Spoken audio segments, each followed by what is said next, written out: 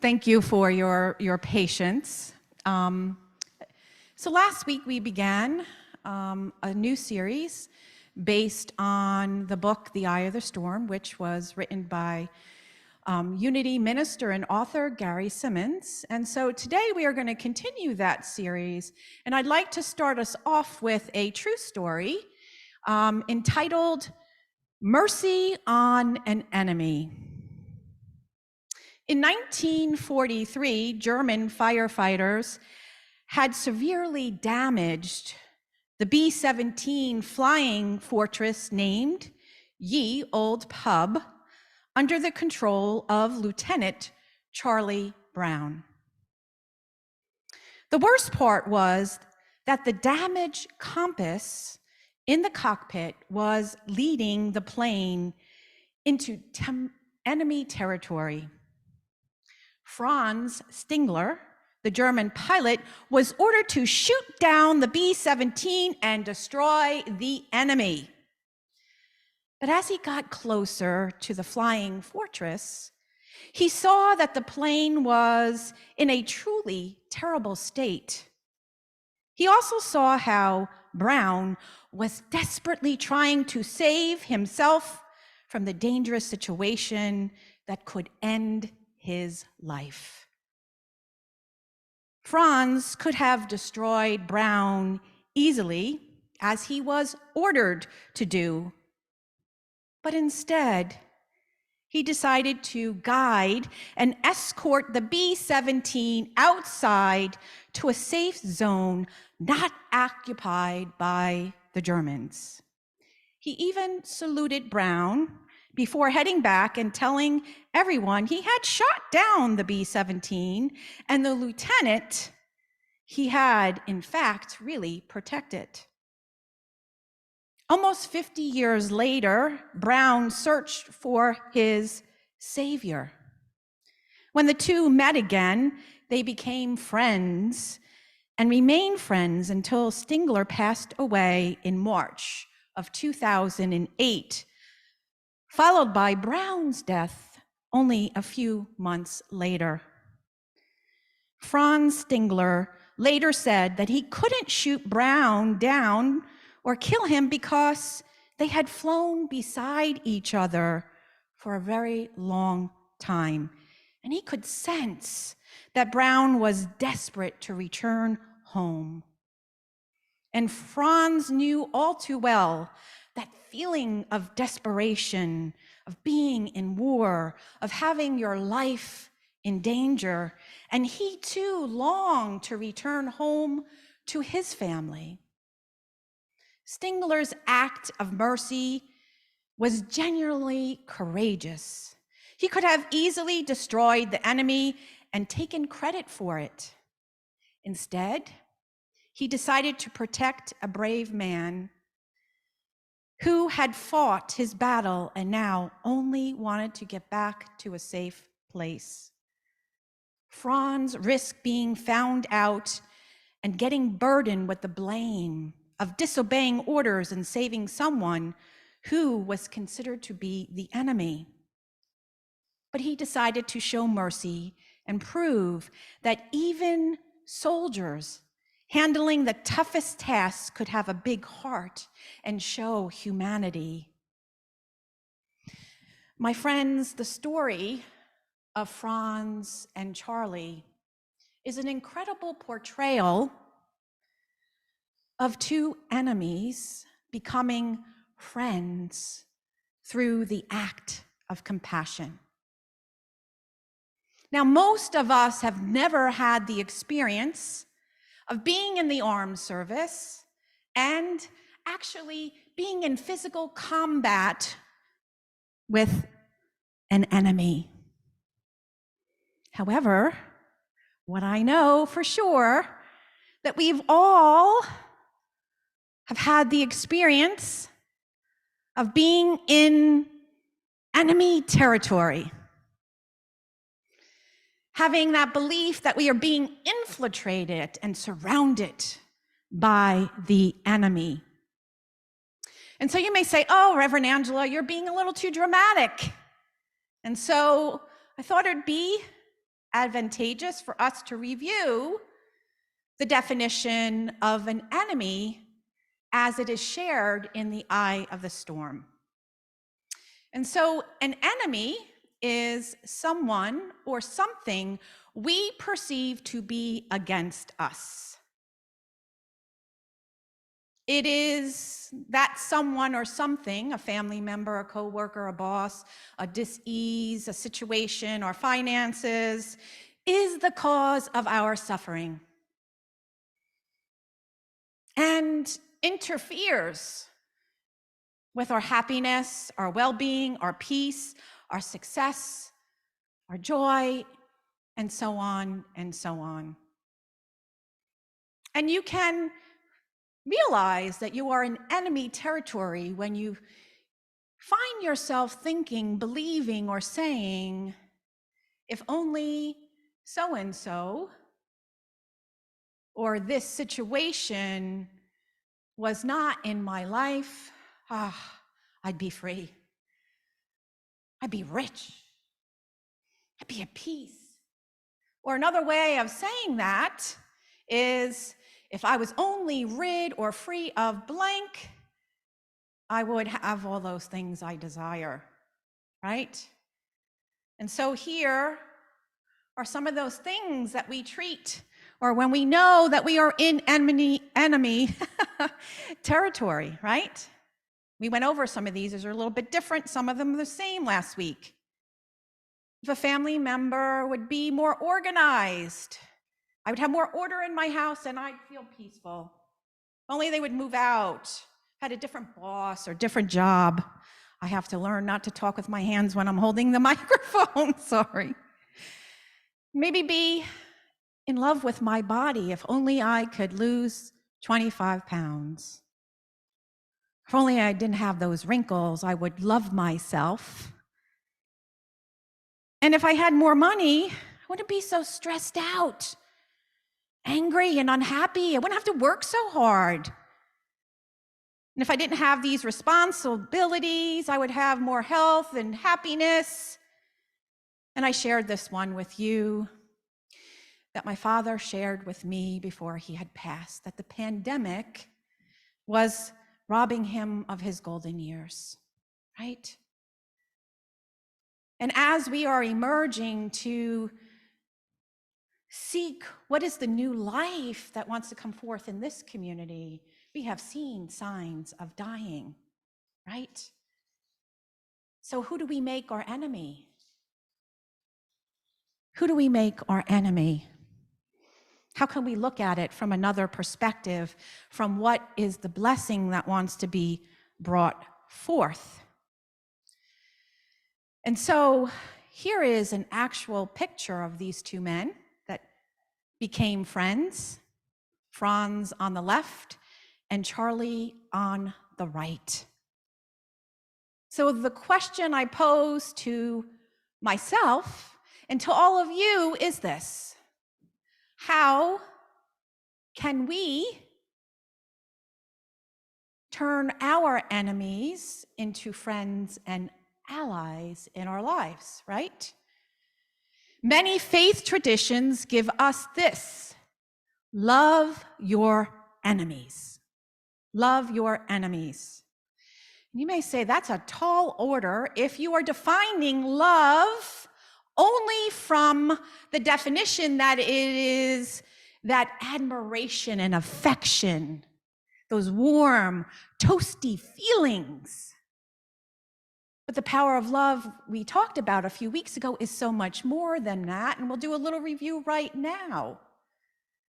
And also, Sharon Salzberg, a Buddhist teacher, shares that we misunderstand the word love in its spiritual context, and she shares this with us. The word love is so loaded. And our fear, of course, is that it means something very passive and complacent. And it means that I have to let people hurt me.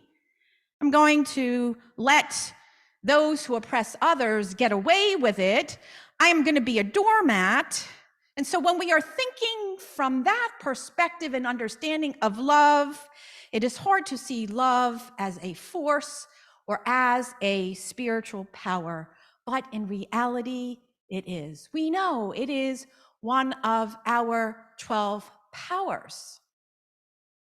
And it is also from the wrong perception, I should say, the misperception of just seeing love as an affection rather than our ability to harmonize and unify our thoughts, our behaviors, our words, our actions in alignment to be in alignment with what we value, not in reaction and in defense of.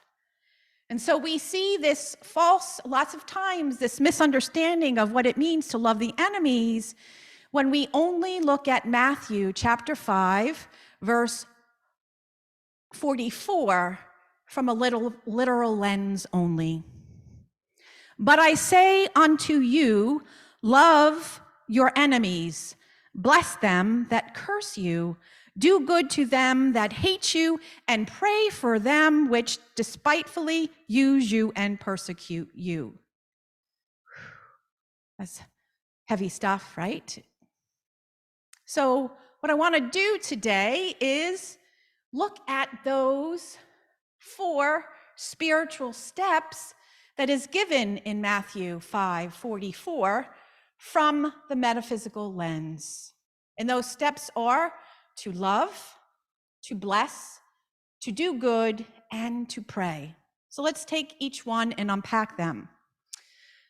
So to be able to harmonize ourselves in that place from our highest expression, to be in alignment with what we value and to live from that space, first we must be open to relinquishing the idea that the enemy is against us. So you may say, well, Angela, like that's really true though sometimes, right? That's really true. Like I have this illness that drains my energy. How can you say it's not against me because I can't do blah, blah, blah? Well, I'm not saying that it's easy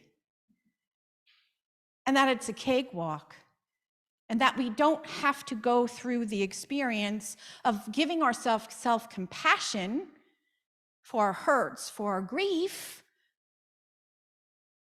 But then we can say, how in this moment can I be in a place of empowerment and live from my highest? There is a gentleman on Dancing with the Stars this season. Yes, it is a guilty pleasure. I think his name is Daniel Durant, and he is deaf. Yet, he shows up, he still loves to dance. Do you think that that is not a challenge for him to dance? He doesn't hear the music, but he wants to dance with life. And so he learns how to do that in a different way. And then I am so inspired by the Paralympics, those who have no legs, who compete in these things. So I am not saying that difficulty doesn't befall us, that challenges don't come into our lives, that we don't experience such loss in our lives, and that we should just bypass it and pretend we are not there. Yes, we must grieve. We must give ourselves compassion. We must share together and show up for one another, to be allies for one another. But we do have a choice in who we are going to be despite where we are in our lives.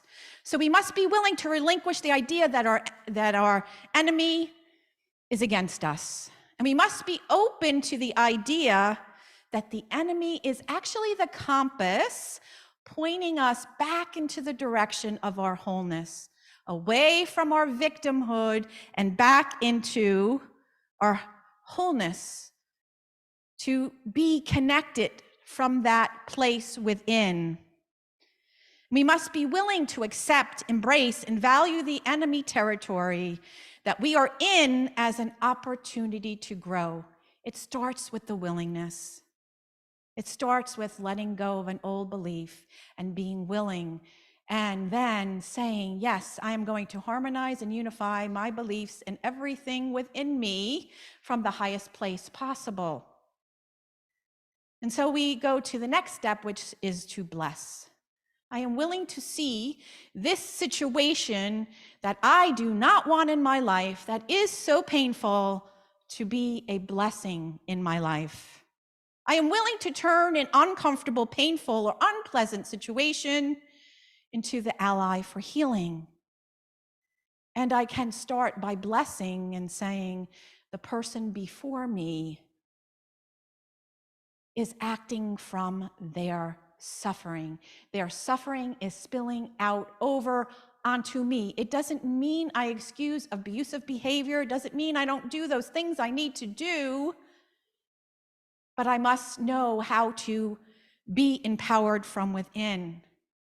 And in the many series that we've done here, Matt Kahn gives us that blessing when we're in that uncomfortable place with someone or something, to say, thank you for the gift. Thank you for the gift. Thank you for the gift.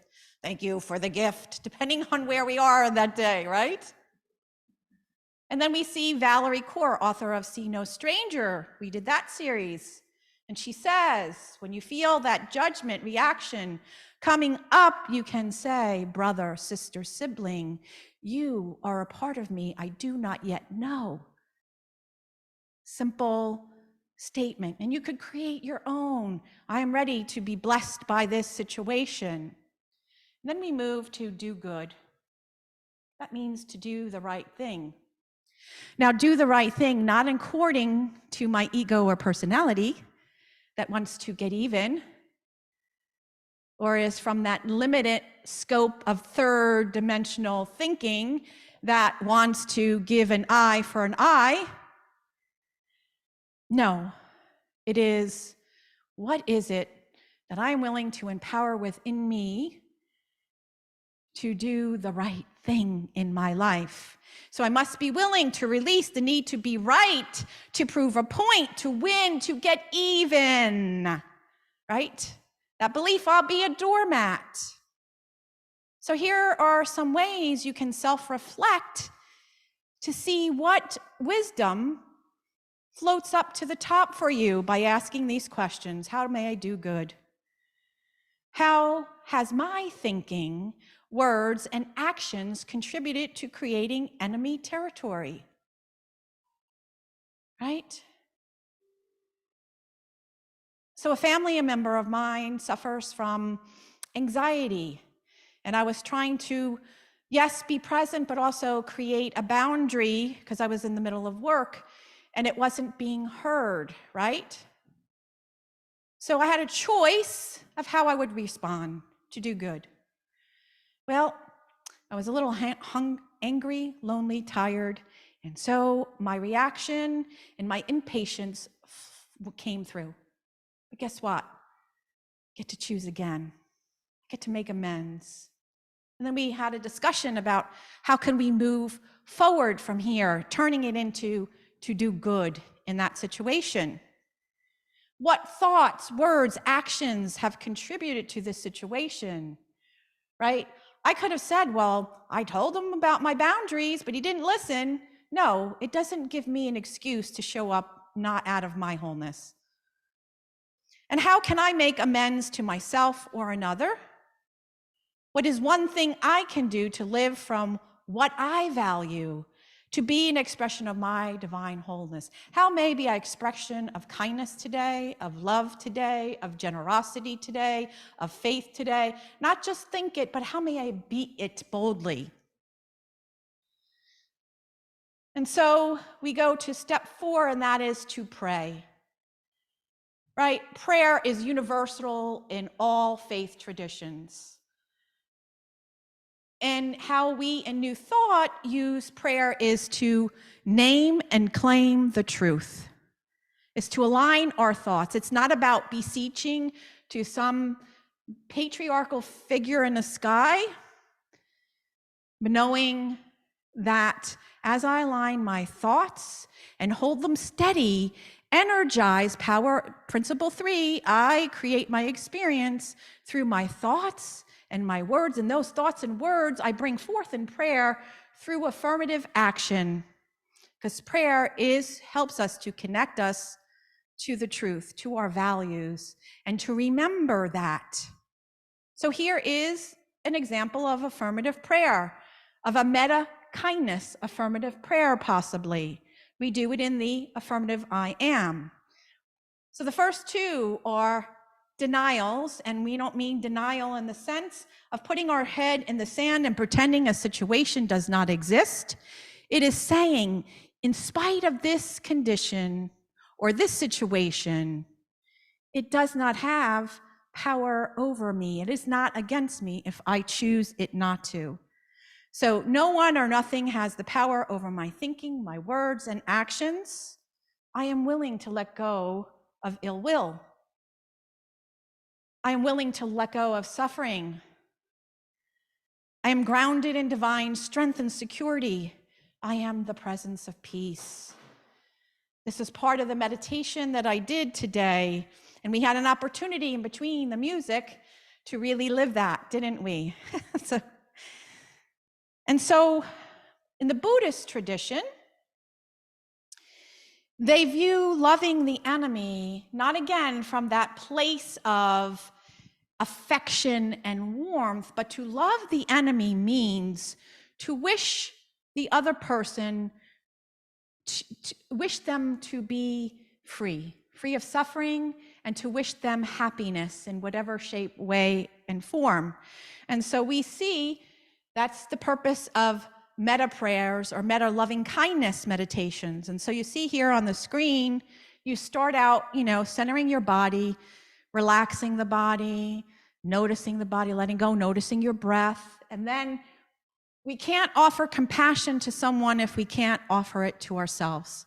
And so they use the language, may I be filled with loving kindness. May I be held in loving kindness. May I accept myself as I am. May I be happy. May I know the joy of being alive. And then you go to thinking of someone where that might, who is needing, that's on your heart that you love, somebody who's a challenge, a perceived enemy. And then you affirm it in the you. And then we move to the collective, the we. So in the unity perspective, this is beautiful. I'm not here to be the prayer police, although I do believe in affirmative prayer. It has been powerful in my life. But whatever chooses, there's beauty in this when I say it. But I want to give you a side-by-side of an example of how you could change any metta if you so choose. So on the left is, may I be safe, or when you move to you, be safe, we, okay, you get it? Now move over to the left. Let me be safe. Go back to the left. May I be peaceful. Let yourself be peaceful. May you be peaceful. What do you notice? Anybody? Or you're like, I don't know. Same sandwich, different bread, it's not really different. Anybody notice anything for themselves? It's a sense of allowing. Yes. Yes. Andrea. Yes. So important. Being in that experience of feeling it. Anybody on Zoom have something that they want to contribute? If you want to put it in the chat, I'll just wait a moment. Noticing anything when we say, let yourself be the presence of the peace versus may you be peaceful. It goes along with what you were both saying. Is anybody putting anything in there? Deborah said, I am experiencing the feeling. In both, or? Okay. So some people may say that the may is an asking, may I? May I? or may you. And when you say, let yourself, where do we put the power? Is it out there or is it here, like you? No, I want you to know, to choose to be the presence of peace. Again, whatever makes your heart soften and open, you get to choose. I just wanted to show you the distinction. And so as we take a collective breath together, and here is the plane, ye old pub, it was a real plane. So as we come to a close today, my wish, my desire for myself and for you is that if you are finding yourself flying into enemy territory, that you take that compass and you point it back, oh, let me remember in the direction of my wholeness, and then remember to live the steps of turning an enemy into a friend and into the ally by loving, blessing, doing good, and praying. May you have a blessed week. My heart is full and I am grateful. Amen.